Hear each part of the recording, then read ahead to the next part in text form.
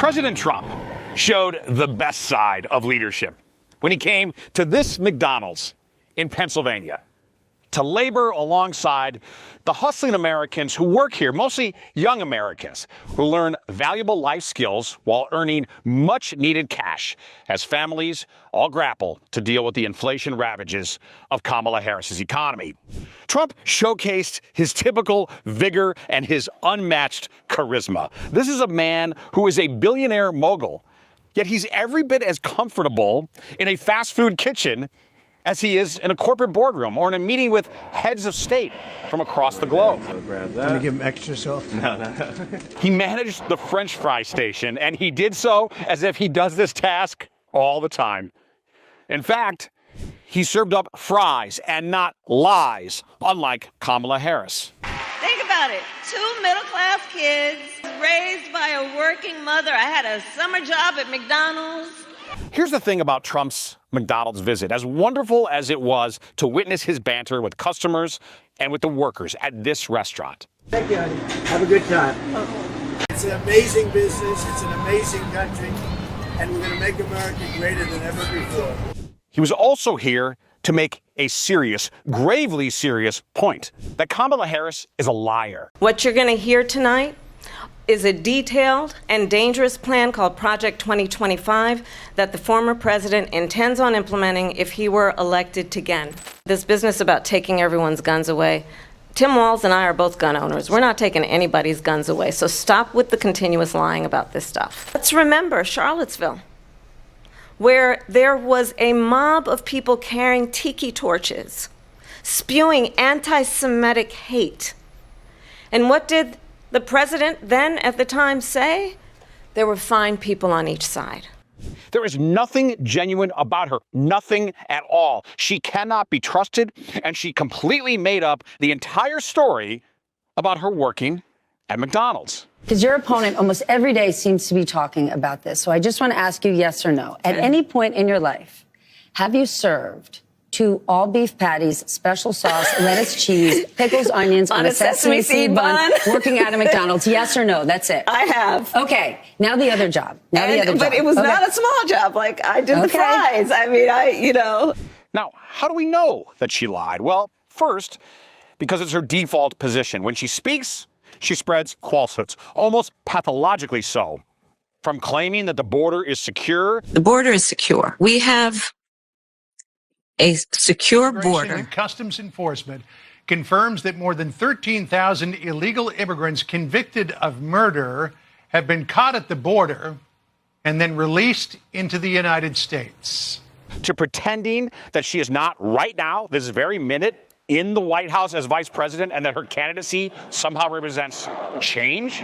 Specifically, how do we know she is lying about working here, about working at McDonald's? Well, for starters, she offers zero proof. Zero proof of it. Not a single coworker who can attest to her employment. Not one photograph, not one pay stub, an old uniform, an old name badge, nothing.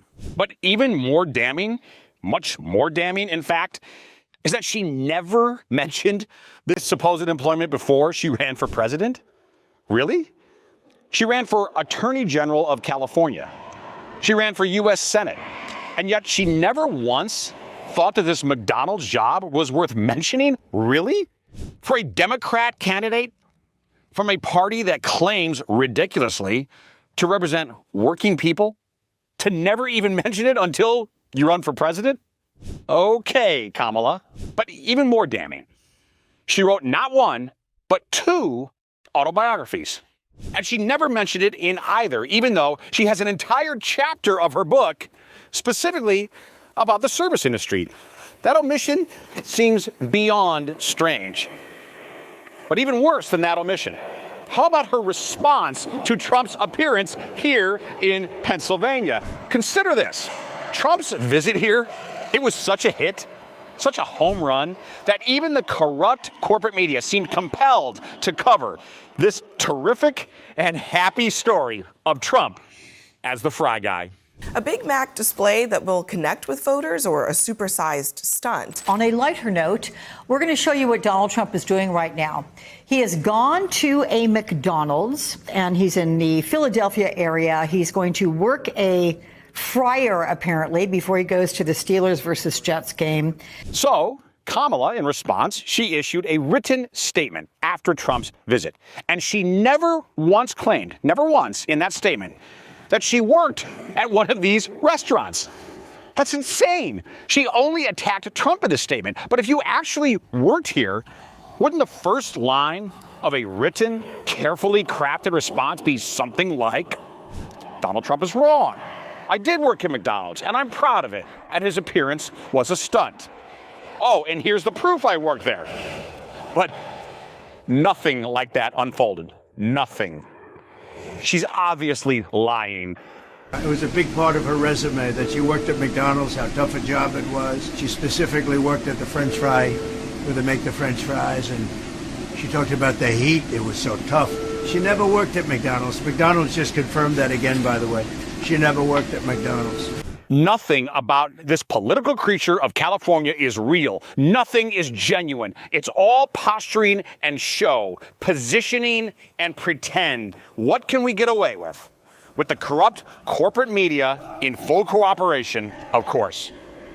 So, instead of pushing back on the merits of Trump's claim that she lied, Kamala did what Kamala does. She attacked Trump from afar, taking dishonest potshots from the cheap seats, while Trump says, I'm loving it, and works the fry station with wonderful Americans who are desperate for new leadership and for leaders who they know are genuine.